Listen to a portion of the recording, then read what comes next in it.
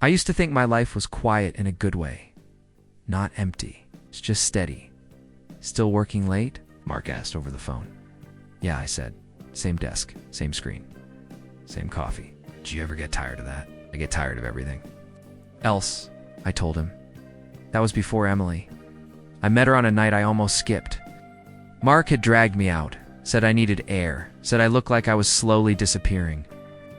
Emily laughed at something I said that wasn't even funny, and she looked at me like I mattered, like she needed me, like she saw me. What do you do? She asked. I survive, I joked. She smiled. You sound honest? That smile stayed with me. Our first weeks were small moments. Late calls, messages that said nothing important but felt important anyway. She'd ask, "Are you still awake?" And I always was. She'd say, "Tell me something boring." And I'd talk until she laughed. "I like how calm you are," she said once. "I don't feel calm," I admitted. "You seem safe," she replied. Safe. I like that word more than I should have, Mark. Notice before I did. She only calls you at night, he said one afternoon. So it's always on her schedule, he replied. She's busy, I said. He paused. Just don't disappear into her. I promised I wouldn't. I didn't notice I already was. Emily had a way of making requests sound like trust. Can I talk to you? Of course. I just feel overwhelmed, she said. I'm here, I told her. Soon it was always that. She felt stressed. She felt unsure. She felt tired. I listened. I reassured. I stayed up longer. When I talked about my day, she'd go quiet. Sorry, she'd say. I'm just exhausted. It's okay, I said, even when it wasn't. I told myself love meant patience. One night I asked, do you miss me? She hesitated. That's a heavy question. I didn't mean it that way, I said quickly. I know, she replied. You're sweet, not wanted, not needed. Just sweet, Mark pressed again. Does she ever ask how you're doing? She asks, I said, and listens. I didn't answer how Emily made plans like they were gifts. Let's have dinner. Friday, she said. I'll clear my schedule, I replied. You don't have to do that. I want to. Friday mattered to me all week. On Thursday night, she texted, something came up. Oh, I replied. Can we rain check? Sure, I said. Everything okay? Just stuff, she wrote. Stuff, that word stayed on my screen. Mark saw my face when I read it. She canceled. He asked. Yeah, for a reason. Not really. He leaned back. And you're still smiling. I don't want to pressure her, I said. He shook his head. You're allowed to want things. That night, Emily called. You're quiet, she said. I didn't know if you still wanted to talk, I replied.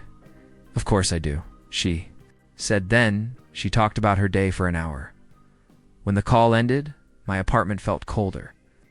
I stared at my phone and waited for the feeling to settle. It didn't. I told myself it would get better. I told myself not to doubt something that felt this close to real. Before sleeping, I texted, let me know when you're free. She replied, I will. I held on to that heart longer than I should have. I didn't know yet that it was the first time she'd chosen something else over me. I just knew I hoped she wouldn't do it again. CHP2, can I ask you something? Emily said. Of course, I replied. What's up? It's nothing big, she said quickly. Just a small favor. I smiled without thinking. Sure. She hesitated, then said, could you cover something for me? It's just this once. Yeah, I said, tell me what you need. That was how it started. The first favor cost me an afternoon. The second cost me a night. By the third, stopped counting. Are you sure this is okay? She asked once. I wouldn't say yes if it wasn't. I replied. That wasn't true anymore. She'd call and say, I don't know who else to ask. I'd answer, I'm here. She'd text, can you help me with something? Reply, when do you need it? Mark noticed the pattern before I named it. You look tired, he said. I'm just busy, I replied. With her? With life, I said. He didn't push, but his silence said enough. Emily started speaking faster, like everything was urgent. I really need this. She said, "Okay," I replied. "I promise I'll make it up to you." "You don't have to," I said. She never did. "Sometimes I tried to talk about myself. My week's been rough," I said once. "Oh," she replied. "You'll be fine." Another time I said, "I feel a little drained." She laughed. "You're too sensitive." I laughed too, even though my chest felt tight. One night I asked, "Do you ever feel like this is one-sided?" There was a pause. "Why are you making it weird?" she asked. "I'm not," I said quickly. I appreciate you," she interrupted. "I know," I replied. Idean single quotes. The favors kept coming. "Can you send it now? Can you stay on the phone? Can you help me think this through?" Every question assumed my answer. I started canceling things. Plans, rest. Silence, Mark confronted me. "She's taking too much," he said. "She needs me," I replied. "She's using you," he said quietly. I shook my head. "You don't know her," he sighed. "I know you." One evening, I went to pick Emily up early. She hadn't told me she was with friends. Stood outside, waiting when I heard her voice through the open window. "He's always there," she said, laughing. Lena replied, "That's convenient." Emily said, "I know." Then another voice spoke. "Does he know about Ryan?" Lena asked. My name wasn't said, but I knew who she meant. "Not really," Emily replied. "Why would he?" My stomach dropped, Ryan. I didn't move. I didn't breathe. "Isn't that risky?" Lena asked. Emily laughed. "He trusts me." I walked away before they saw me. That night, Emily called like nothing had happened. "You sound quiet," she said. "I'm tired," I replied. "You've been distant lately," she said. "I have." "Yeah." She said, "Did I do something?" Swallowed. "Who's Ryan?" Silence. "Why are you asking that?" She said, "I heard your name with his," I replied. "That's all." She exhaled sharply. "You were listening?" "I wasn't spying," I said. This is exactly what I mean," she interrupted. "You get insecure." "I just want honesty," I said. "You're overthinking," she replied. "Ryan's nothing." "Why hide it?" I asked. She laughed, but it wasn't warm. "You're making a big deal out of nothing." "I'm not trying to fight," I said. "Well, you are," she replied. "I'm just asking questions, and I'm answering," she said. "You don't trust me?" I panicked. "I do," I said quickly. "I'm sorry." She softened instantly. "See? You let your thoughts run wild." "Yeah," I replied. "That's on me." After the call ended, my apartment felt smaller. I replayed every favor, every apology. Every moment I chose her comfort over my voice. I realized I'd started measuring my words. I spoke slower. I asked less. I apologized faster. Not because I was wrong, because I was afraid. Afraid she'd pull away. Afraid that without being useful, I'd be nothing. I looked at my phone and waited for her next request. When it hit me, I wasn't just helping her anymore. I was shrinking myself to fit wherever she needed me to stand. I didn't plan to hear the truth. I just happened to arrive early. Emily had told me to wait downstairs. I did. Then I heard her voice through the half-open door above the stairwell. "He's reliable," she said. Someone laughed. I recognized Lena. "Reliable isn't love," Lena replied. Emily sighed. "I know, but stability matters," another voice asked. "Do you even want him?" There was a pause. "He's useful," Emily said. "That counts for something." Useful. Word landed hard, not loud. Heavy. I didn't move. I didn't breathe. I just listened. "He doesn't ask for much," Emily continued. "It's easy." Lena said, "So you're staying?" "For now," Emily replied. I walked away before. They saw me. I didn't slam doors. I didn't rush. I felt hollow, like something inside me had quietly stepped out. When Emily called 10 minutes later, I answered, "Where are you?" she asked. "Outside," I said. "We need to talk." She came down, smiling at first. Then she saw my face. "What's wrong?" she asked. I heard you, I replied. Her smile faded. Heard what? Everything, I said. About me. She crossed her arms. You were listening? I wasn't trying to, I said. But I did. There was silence. You should have told me you were there, she said. That's what you're worried about? I asked. She frowned. You're twisting this. I laughed once, sharp. Called me useful. She hesitated. It's not what I meant. It's exactly what you meant, I replied. You're being dramatic, she said.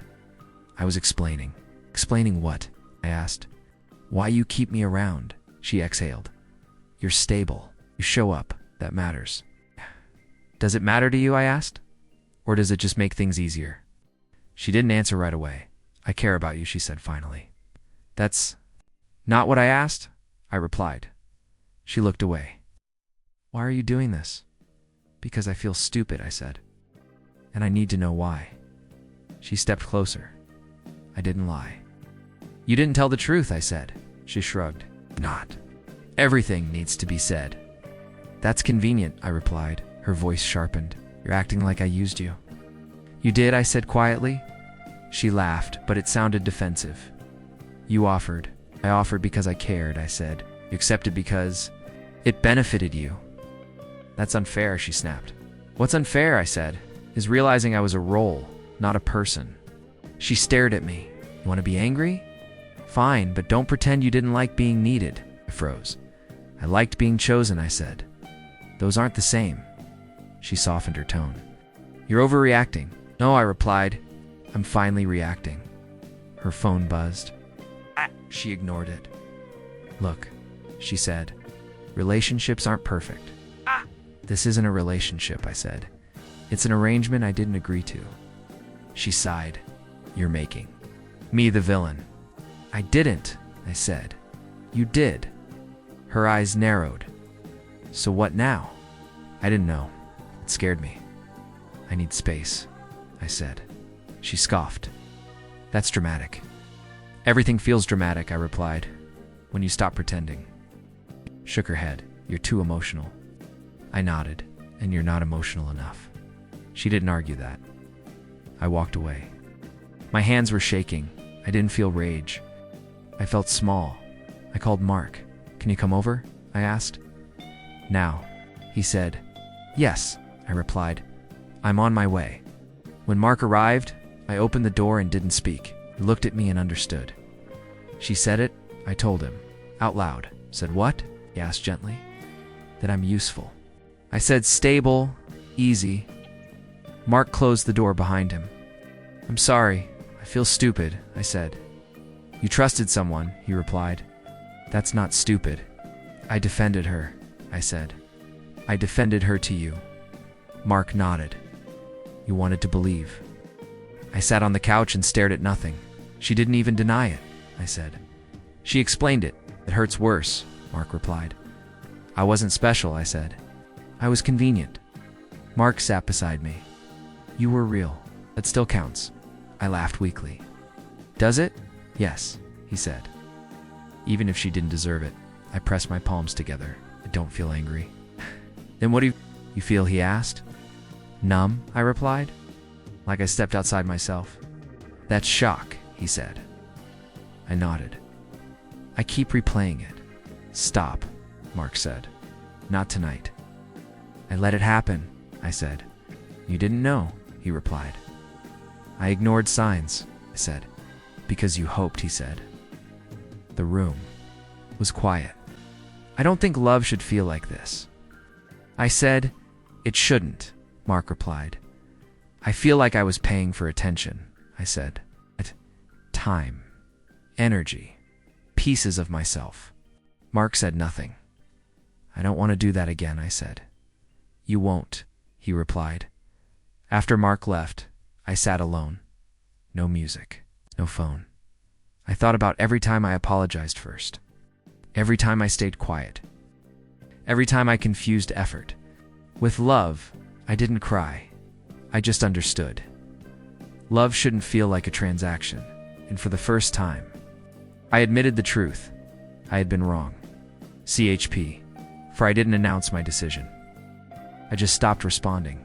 Emily called 3 times the first night. I watched the screen light up and go dark. The next morning, Mark texted, "You okay?" "I'm quiet," I replied. That felt accurate. Emily's messages started polite. "Hey, are you busy? Did I upset you? Can we talk later?" Didn't answer. At work, Sarah noticed before anyone else. "You're early," she said. "I slept," I replied. She smiled. "That's new." She didn't push. She never did. Emily's tone shifted by the second day. "Why are you ignoring me? This is childish." "Just answer," returned what wasn't mine. Jacket, a charger. Small things I'd carried like proof. When I dropped the bag at her place, it didn't knock that night. She called again. "You can't just disappear," she said when I finally answered. "I didn't disappear," I replied. I stepped back. Laugh was sharp. "From what?" "From this," I said. "You're being dramatic," she replied. "I'm being quiet," I said. "There's a difference." She hung up. Mark came over. "You look steady," he said. "I feel empty," I replied. "That's better than hollow," he said. Emily's messages grew frantic. "Please stop. I'm sorry if you misunderstood. Just talk to me." "Read them all," answered none. Sarah passed my desk later. "You want coffee?" she asked. "Yeah," I replied. We stood in silence. "You don't owe anyone explanations you've already given," she said calmly. I nodded. That stayed with me. Emily showed up at my door 2 nights later. "You're really doing this?" she asked. "Yes," I replied. She stared. "You're not even angry." I said. "Now I'm done." "That's not fair," she said. "I didn't ask for fair," I replied. "I asked for honesty." She crossed her arms. "So you're just leaving?" "I'm choosing myself," I said. She laughed nervously. "You'll regret this." Shook my head. "No, I regret staying quiet." She searched my face. "You don't care anymore." "I cared differently," I replied. Her voice dropped. "You can't just walk away." "Already am," I said. She went still, not heartbroken, unbalanced. "Say something," she said. "Already have," I replied. She left without slamming the door that night. I slept 8 hours. The next day, Emily sent one last message. "You're making a mistake." I didn't respond. At lunch, Sarah sat across from me. "You look lighter," she said. "I stopped carrying something," I replied. She nodded. "Good." Emily tried again the following week. "I miss you. I need you, please." It stared at the words. I typed, "I'm done," then deleted it. Silence said more. Mark called. "You okay?" he asked. "I didn't beg," I replied. "I'm proud of you," he said. Emily showed up again, this time calmer. "You're really serious," she said. "Yes," I replied. She studied me. "You changed." "I stopped shrinking," I said. "That's not who you were," she replied. "That's who I became," I said. She swallowed. "I didn't think you'd leave." "I didn't think I'd stay," I replied. Her eyes flickered. Control slipping. "Can we reset?" she asked. "No," I said. "Why not?" She asked. "Because I'm rested," I replied. She stared like she didn't understand. "You're cold," she said. "I'm clear," I replied. She nodded slowly, defeated, not devastated. After she left, the apartment felt bigger. I washed the dishes. I folded laundry. I sat without checking my phone that night. I didn't rehearse conversations. Didn't replay arguments. I slept. The next morning, Sarah waved from across the office. "Morning," she said. "Morning," I replied. "No, wait. Attention, Emily." Didn't contact me again. Days passed. Then weeks. I noticed small things returning. Appetite, focus, silence that felt safe. Mark said, "You're standing straighter." I stopped leaning, I replied. One evening, sat alone and realized something quietly powerful. I didn't win.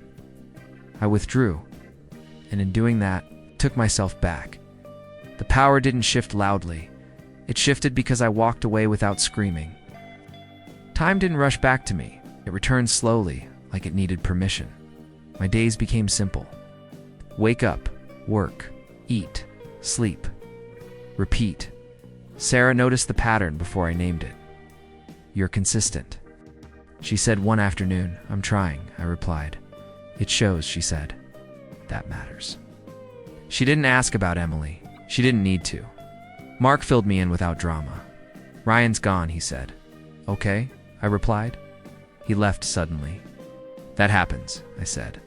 Mark watched me carefully. You don't want details? No, I replied. I want distance. Emily reached out a week later. Can we talk? She asked. I stared at the message for a long time. I can listen, I replied. I can't fix. She called immediately. I don't know where to start, she said. Anywhere, I replied. Ryan had left. Her friends had stopped answering. Things felt unstable. I didn't think everything would fall apart, she said. I know, I replied. You sound calm, she said. I am, I replied. She paused. That hurts. I'm not trying to hurt you, I said. I'm trying not to hurt myself. She cried quietly. I miss how steady things were, she said. I miss being steady inside, I replied. She asked, Do you still care? I care, I said. I don't carry. She didn't understand that yet. At work, Sarah brought me coffee without asking. You didn't disappear, she said. I stayed, I replied. With yourself, she said. Emily called again days later. I keep thinking about what I lost, she said. What did you lose? I asked. She hesitated.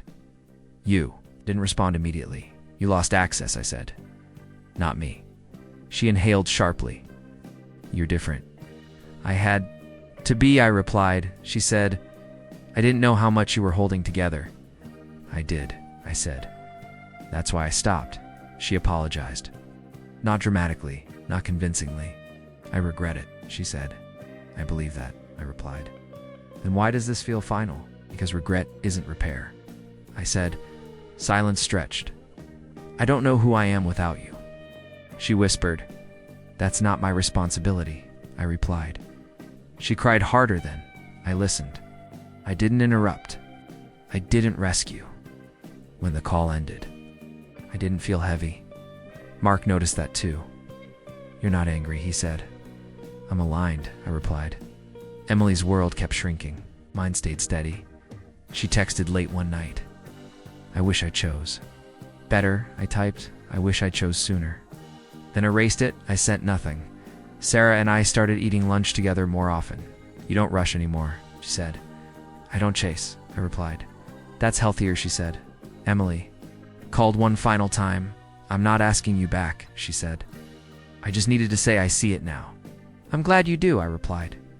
I didn't mean to use you, she said. I know, I replied. But intention doesn't erase impact, she sighed. I keep waiting for you to punish me. I'm not here to punish, I said. Here to protect. That was when she understood. Take care, she said quietly. You too, I replied. After that, the silence stayed. Not the tense kind. The earned kind. Sarah walked beside me after work one evening. You look peaceful, she said. I worked for it, I replied. You kept showing up, she said. That was it. No revenge. No speeches. No collapse, just consistency. Emily lost things loudly. I rebuilt quietly. And for the first time, I understood something clearly. Growth doesn't need revenge. It needs discipline, distance, and the courage to stay gone. CHP.6. Emily asked to meet again on a quiet evening. I just need one conversation, she said. I thought about it before answering. Okay, I replied. One. She arrived early. I arrived calm. You look different, she said. I feel different, I replied. She nodded slowly. I've been thinking a lot. I figured, I said. She folded her hands. I made mistakes. Yes, I replied. I didn't understand what I had, she said. I did, I replied. She winced. That's not fair. I'm not here to be fair, I said. I'm here to be honest. She swallowed. Want another chance? Didn't respond right away. I've changed, she continued. I see things clearly now. I believe you, I said. Her eyes lifted. Then why does that sound final? Because belief isn't the same as return, I replied. She leaned forward. I know I hurt you. You did? I said. I regret it every day, she said. I don't doubt that, I replied. She reached out, then stopped herself. I miss us, she said. I miss who I was before I shrank, I replied. Her voice softened. I didn't mean to make you smaller, I know, I said.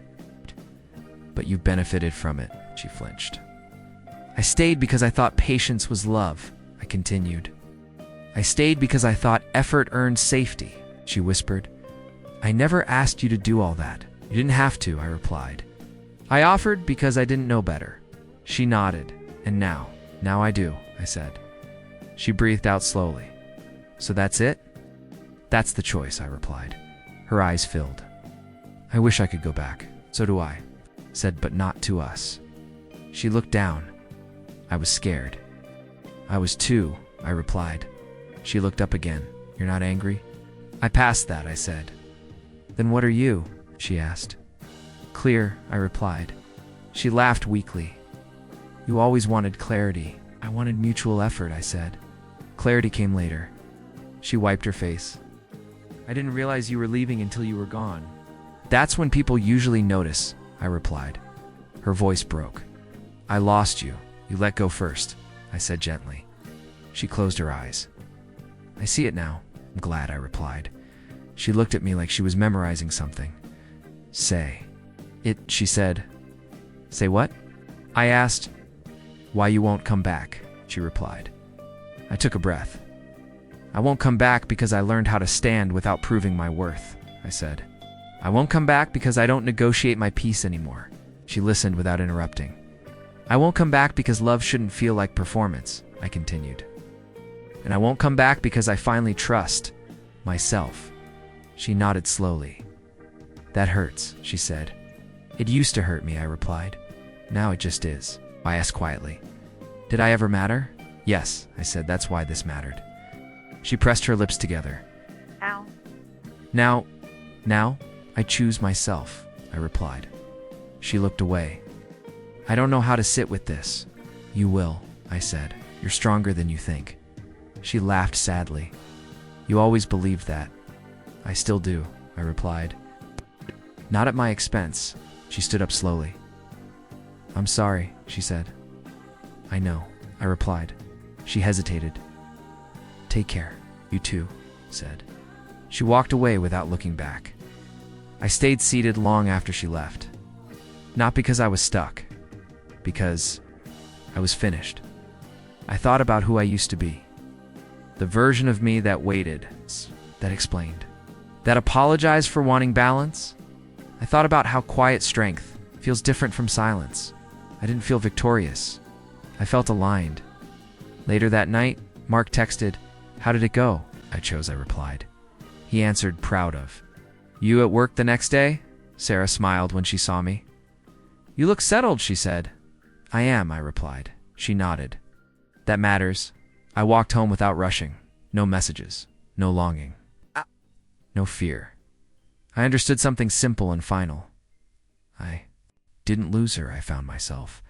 And that was the choice I didn't know I had until I finally took it. My life didn't change loudly. It softened. Mark noticed first. You're quieter, he said. I'm steadier, I replied. That's better, he said. Mornings stopped feeling heavy. I woke up without checking my phone. I didn't brace myself for messages that might shift my mood. At work, Sarah sat beside me during lunch. You seem present, she said. I am, I replied. With yourself? She asked. Yes, I said. She smiled. That's rare. I stopped mistaking effort for proof. When I felt tired, I rested. When I felt unsure, I didn't apologize for it. Silence stopped feeling like rejection and started feeling like space. One afternoon, Mark asked, "Do you ever miss her?" I thought before answering. "I miss who I thought I was with her," I said. "That makes sense," he replied. "I don't miss the shrinking," I added.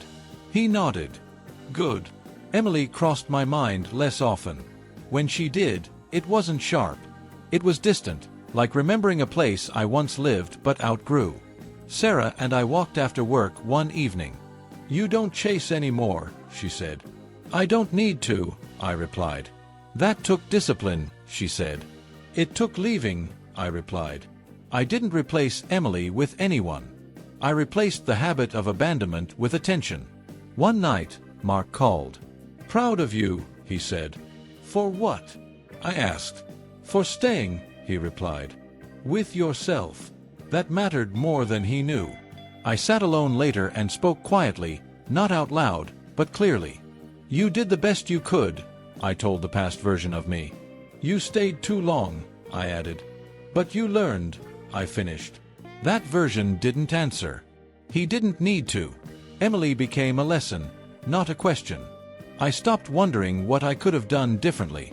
I stopped rehearsing conversations that would never happen. At work, Sarah said, "You don't perform anymore." "I don't audition for love," I replied. She laughed softly. "Good." Mark joked one night, "You're boring now." "I'm peaceful," I replied. He raised his glass. To peace. Weeks passed. Then months. No dramatic endings. No apologies I needed to hear. One evening, I stood by the window and watched the city settle. I realized something quietly important. Walking away didn't make me colder. It made me honest. I no longer measured my worth by how useful I was to someone else. I didn't confuse availability with devotion. Mark said it best. "You didn't lose her," he said. "I know," I replied. "You gained yourself," he added. "Yes," I said. Sarah checked in once. "You happy?" she asked. "I'm aligned," I replied. She nodded. That lasts longer. Emily never reached out again. That wasn't sad. That was clean. One morning, I deleted old messages. Not out of anger. Out of space. I didn't need reminders of who I used to be to honor who I am now. I made coffee and sat quietly. No tension. No waiting. Just me. I understood the lesson fully then. Walking away wasn't abandonment. It was self-rescue. I didn't need closure from her. I had already given it to myself. And in that quiet choice, without drama or witnesses, I realized something final and true. What I lost was never love. What I gained was freedom.